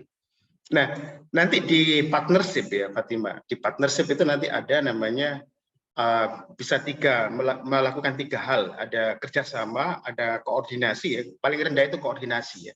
Koordinasi dengan siapa ini? Lalu ada kerjasama. Lalu yang paling bagus itu adalah kolaborasi pentahelik ya. Pentahelik. Karena apa? Karena fasilitator tidak dituntut harus mengeluarkan pendanaan ya. Itu tidak. Karena kampus ini adalah yang ditransfer ke mereka itu adalah pengetahuan dan teknologi ya. Jadi mahasiswa, dosen dan kampus ini akan memberikan teknologi dan pengetahuan. Nah, sebenarnya nanti tugas mahasiswa itu yang KKN itu sebenarnya harus melingkan Fatima ya. Jadi sekali lagi saya sering ngomong ke beberapa mahasiswa KKN, tugas Anda itu bukan mendekam di desa ya. Bukan terus mendekam di situ, tapi Anda harus melingkan ke sana. Misalnya ini masalah apa ya? Masalah tanah air ya. Itu Anda harus melingkan ke siapa ini? Banyak dinas-dinas yang terkait di situ, melingkan ke dinas terkait, melingkan ke pengusaha, melingkan ke organisasi apa. Nah, tugas Anda itu adalah berpikir dengan kepala desa, berpikir dengan mitra, berpikir dengan stakeholder. Kira-kira kita akan minta bantuan siapa? Nah, selalu disiapkan surat ya. Karena surat ini akan penting karena apa? Karena ini adalah pemberdayaan yang sudah formal, terlegitimasi ya. Nah, sehingga suratnya nanti bisa berkolaborasi dengan kepala desa, membuat surat untuk mendatangkan atau minta bantuan pada siapa gitu ya, ke lembaga apa gitu, mengundang artinya ya.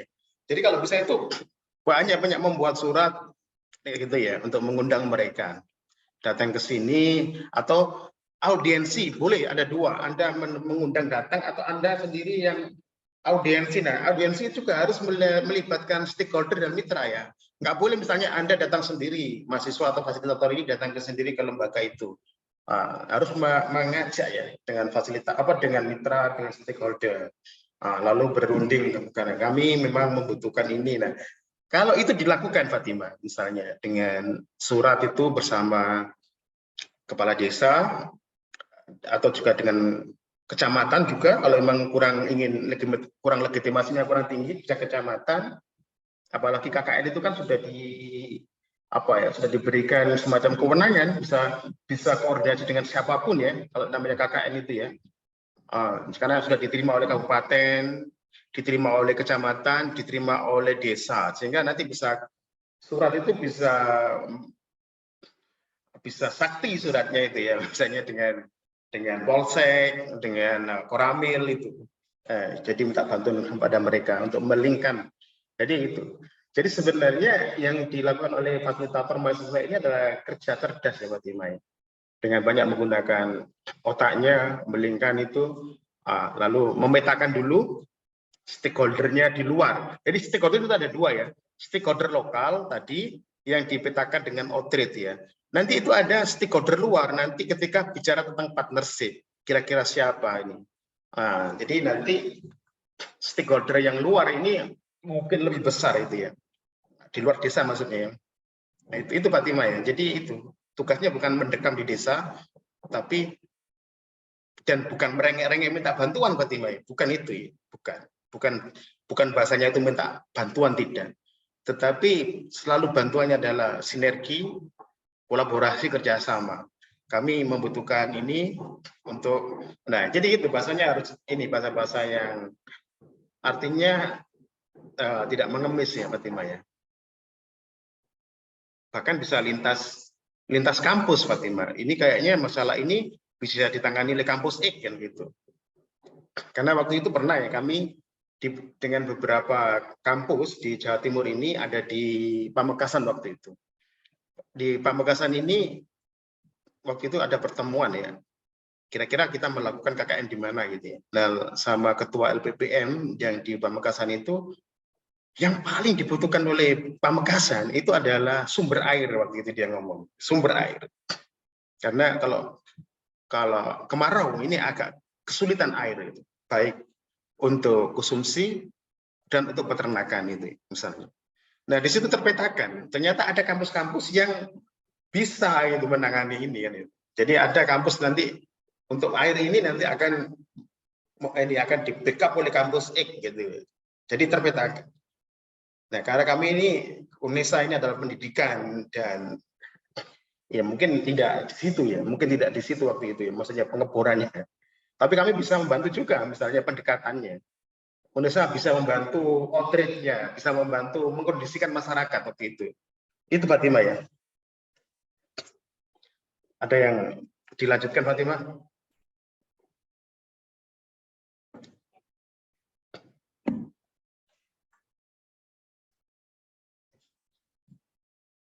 Baik, kalau nggak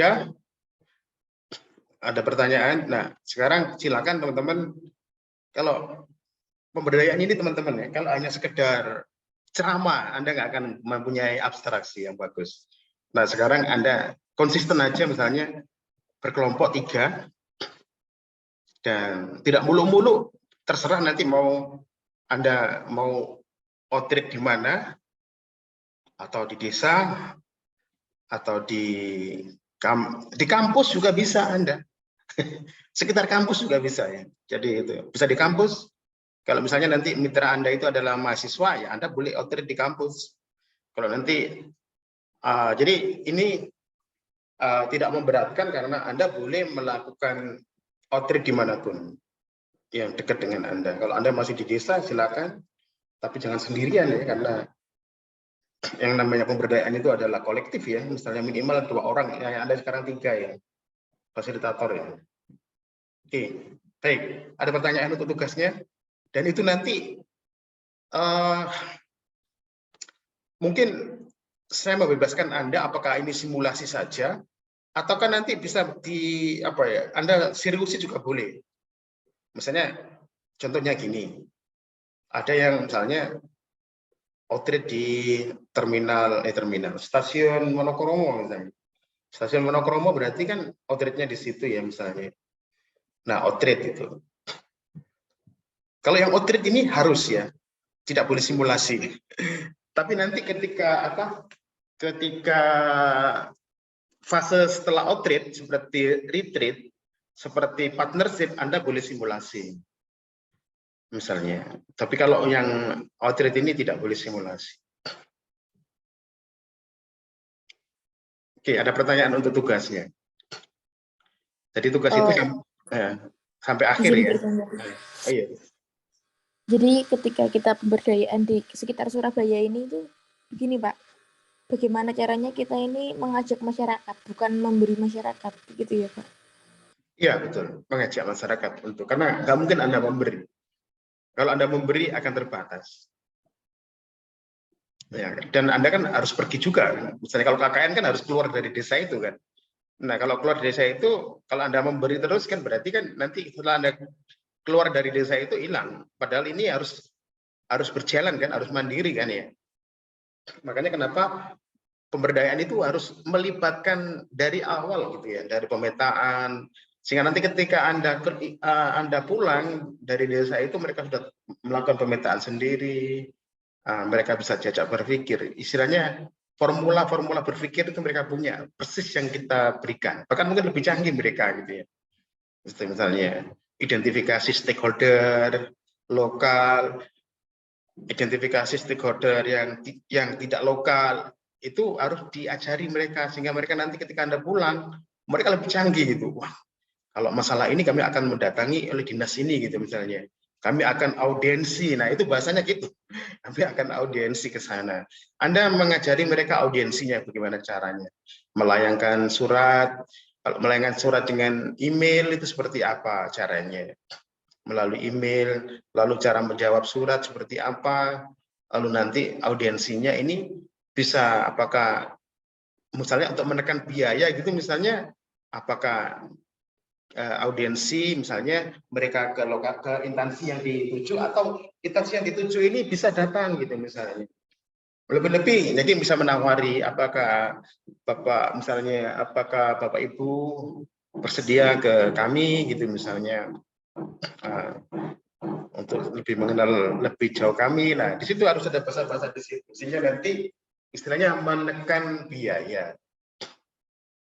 Jadi itu. Jadi tidak seperti KKN yang ini ya, yang semua ditangani oleh mahasiswa ya, tidak ya. Tapi ini yang menjadi aktornya ini adalah mitra dan stakeholder ya.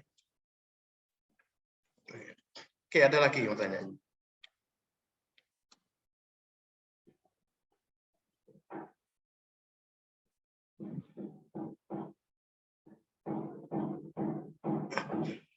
Jadi gini, ini ada pertanyaan ya. Tugas ini apakah 1 semester? Jadi gini ya, apa tugas ini akan berlanjut ya? Makanya jangan bukan apa namanya ya tugas ini 1 semester berlanjut. Misalnya ini outreach. Outreach itu kalau sudah ditentukan wilayahnya jangan diubah ya misalnya ya.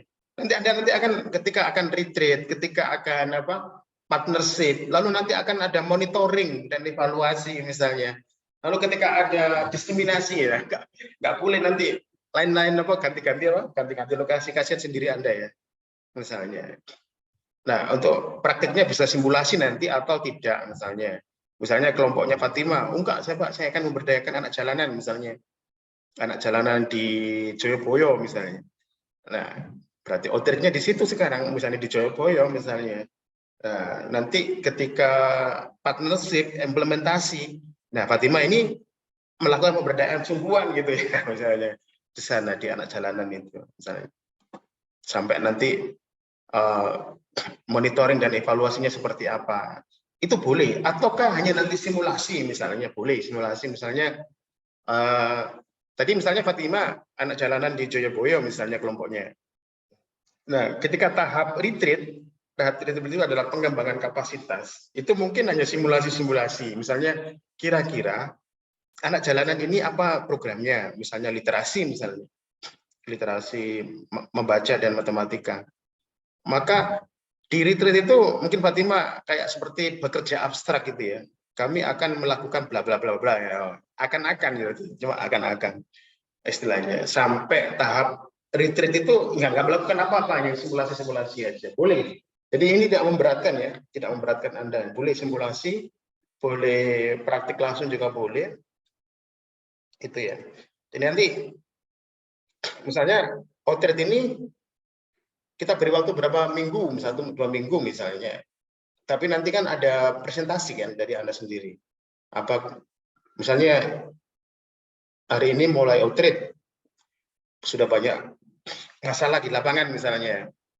Misalnya ya. Nah, jadi tergantung pada kemampuan Anda ya. Makanya tadi saya sarankan cari yang terdekat-dekat saja. Misalnya boleh di desa Anda sendiri juga boleh, tapi nanti tergantung kesepakatan kelompok ya. Misalnya Jihan, Julia, Jessica ini misalnya di desa yang berbeda-beda gitu misalnya. Tapi akhirnya orang memutuskan, oh di desanya Jessica saja misalnya. Tapi Jihan, Jessica, dan Ade ini, Jihan, Jessica, dan Julia ini ada di kecamatan yang sama, gitu ya. Jadi untuk mengurangi mobilitas yang berlebihan. Oke, ada pertanyaan?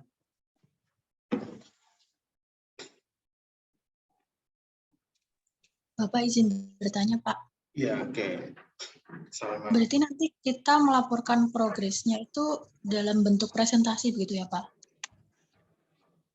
Gini mungkin, sekarang mungkin boleh presentasi atau gini, nanti saya ingin page-nya ini misalnya membuat Google Doc ya, Google Doc. Google Doc itu kelompok-kelompok itu misalnya hasil retreat-nya, pemetaan wilayah, lalu itu bisa ditulis di situ sehingga kita bisa melihat ya, saya bisa melihat progresnya di situ ya tanpa presentasi. Tapi nanti misalnya kelas kalau presentasi mungkin akan habis waktu ya. 1 semester retreat misalnya. Nah, misalnya di Google Doc itu kan yang lain juga bisa melihat ya. Saya juga bisa melihat progresnya. Nah, ketika nanti kelas dibuka misalnya minggu depan, saya tidak akan memberi materi tentang retreat lagi. Tapi misalnya di situ kelompoknya Jessica misalnya menemukan hal-hal yang penting disampaikan aja. Jadi istilahnya kelompok mana yang istilahnya kita nggak bisa misalnya 62 ini presentasi semua habis waktu ya misalnya untuk retreat saja. Jadi gitu mungkin kita retreat ini hari ini kita dibuka sudah retreat ya, minggu depan misalnya sudah ada yang melapor misalnya kelompoknya siapa laporan. Gitu. Tapi itu lebih baik ada di Google Doc ya, bukan di PPT lagi, Google Doc saja sehingga nanti saya bisa melihat perkembangan Anda. Itu ya. Salma ya, tidak model-model presentasi PPT itu menghabiskan banyak waktu itu Salma ya. Baik Pak, terima kasih. Jadi misalnya kelas tak buka gitu ya, silakan. Nah, karena makanya kan kalau kelas ini jadi satu kelas ini kan kasihan ya. 61 ini 62 orang ini ada berapa kelompok itu. Nanti dia nggak bisa mengutarakan. Tapi kalau kelasnya nanti itu dipisah-pisah, misalnya memungkinkan mungkin ya, misalnya retreat ini kita beri waktu 3 minggu misalnya ya. Nah itu.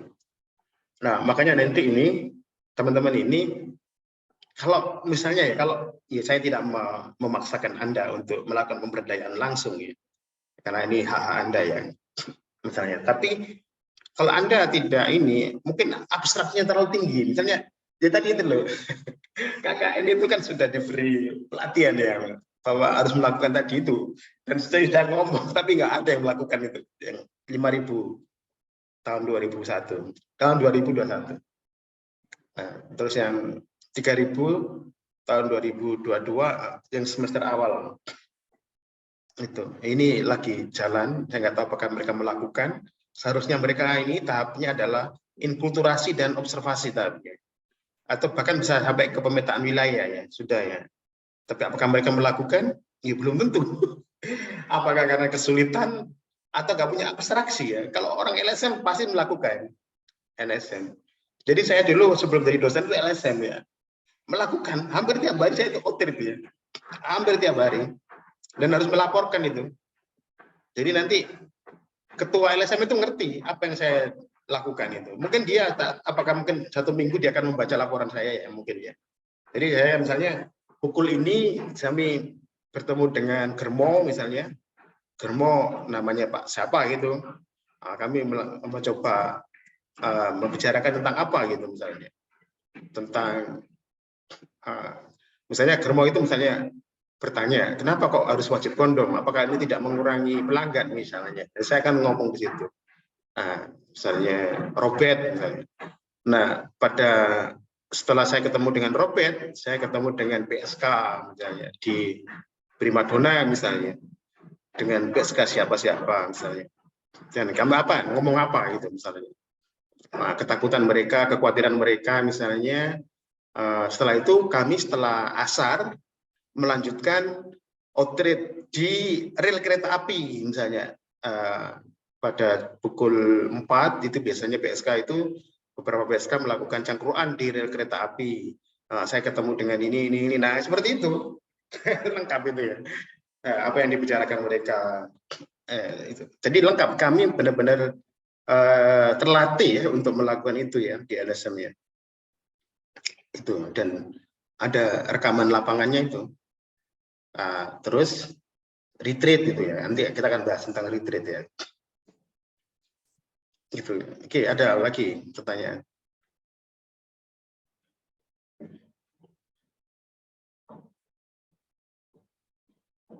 Kalau nggak ada, ini ya, karena saya harus ini supervisi ke sekolahan. Ada pertanyaan atau yang kesulitan? Saya tidak memberatkan Anda, tetapi pemberdayaan ini memang outreach itu perlu. Harus, karena outreach itu harus dilakukan. Kalau terserah mau pemberdayaan online boleh ya, online juga boleh. Tapi outletnya harus online ya. Misalnya ada komunitas apa gitu ya, boleh, tidak melarang. Tapi yang jelas ada komunitasnya ya, ada wilayahnya, sehingga nanti Anda jelas. Jadi kalau Anda juga boleh pemberdayaan mahasiswa ya. Jadi berarti wilayahnya misalnya Ketintang, misalnya wilayahnya boleh Anda lingkupnya fakultas itu boleh, misalnya fakultas. Atau boleh bisa jadi misalnya jurusan ya, misalnya boleh juga jurusan misalnya boleh. Jadi ini bebas, tidak harus di masyarakat, boleh di kampus, boleh di jurusan, boleh di fakultas. Jadi itu ya. Jadi saya tidak ingin Anda, yang penting Anda melakukan, bukan memberatkan ya. Karena yakinlah kalau Anda tidak punya ini kalau hanya sekedar misalnya hanya sekedar disampaikan gini-gini hilang. Anda nggak ngerti misalnya bagaimana cara membuat peta tadi itu misalnya peta konstruk tanah misalnya titik-titiknya di mana. Nah, tapi kalau misalnya nanti di kampus kan bukan ini ya, lebih pada misalnya laboratoriumnya di mana, perpustakaannya, sudut bacanya di mana, mereka cangkurannya di mana misalnya. Oke. Kalau nggak ada demikian ya. Semoga teman-teman mengerti dan mengawali outreach. Mungkin setelah ini bisa mengambil kelompok masing-masing, terserah mau dibagi PJ berdasarkan absensi ataukah mau mengklaster sendiri. Tapi mungkin karena ada 3 kelas, mungkin kalau bisa jangan lintas kelas ya, karena siapa tahu nanti kelas ini bisa dikembalikan ke asalnya ya, sehingga ketika ketika mendengar hasil outreach itu lebih ada waktu ya, lebih ada waktu. Kalau misalnya kelas ini apalagi nanti offline, kalau penuh ini agak sulit ya. Tapi kalau dengan kelas-kelas sendiri kan lebih enak. Mungkin itu, kalau nggak ada pertanyaan, terima kasih saya sampaikan. Ya, dan mohon maaf karena ada pindah hari ya, karena kemarin saya melakukan supervisi ke sekolah ya. Mungkin itu aja saya sampaikan, mohon maaf, dan selamat pagi. Wassalamualaikum warahmatullahi wabarakatuh. Selamat pagi Pak Didi. Terima kasih, Pak. Sama-sama. Makasih, Pak. Sama-sama Mas Nugroho, sama-sama. Saya end-kan ya biar. Oke, terima kasih.